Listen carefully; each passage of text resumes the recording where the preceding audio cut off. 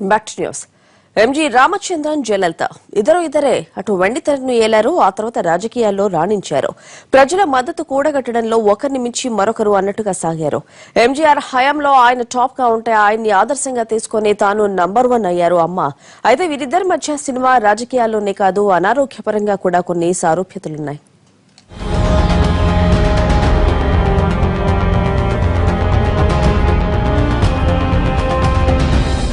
1984 తమిళనాడు సీఎంగా ఉన్న ఎంజీ రామచంద్రన్ తీవ్ర అనారోగ్యంతో ఆసుపత్రిలో చేరారు.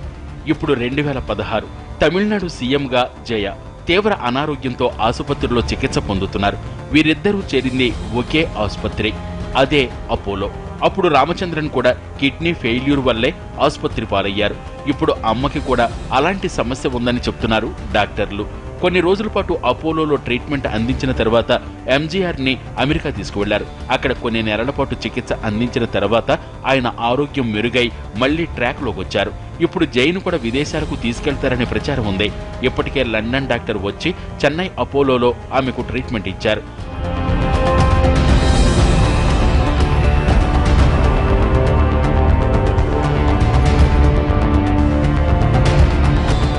అనారోగ్యం బారిన పడినప్పుడు ఎంజీఆర్ వయసు 68 ఏళ్లు. ఇప్పుడు జయ వయసు కూడా అంతే.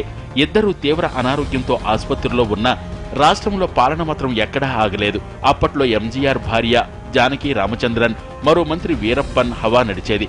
ఇప్పుడు అమ్మ ఆసుపత్రిలో ఉంటే రిమోట్ మొత్తం జయ, ప్రియసఖి, శశికళ, నమ్మినబంటు షీలా బాలకృష్ణన్, మంత్రి పన్నీర్ సెల్వం చేతిలో ఉన్నట్టు ప్రచారం జరుగుతోంది.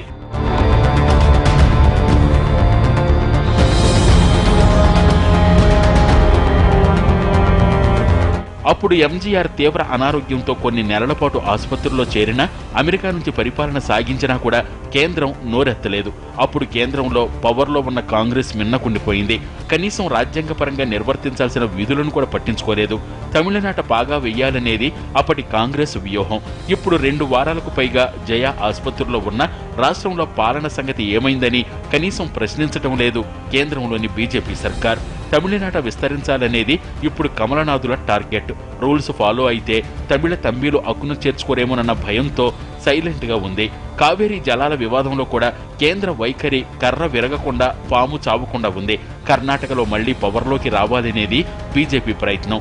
కర్ణాటకకు మద్దతిచ్చి తమిళనాడును ఎందుకు వదులుకోవాలి, తంబీలకు సపోర్ట్ ఇచ్చి కర్ణాటకలో ఛాన్స్ ఎందుకు మిస్ చేసుకోవాలనేది ఆలోచన. ఈ రకంగా ఎంజీఆర్ జయ మధ్య కాదు, కాంగ్రెస్ బీజేపీ మధ్య కూడా సారూప్యత కనిపిస్తోంది కొన్ని విషయాల్లో.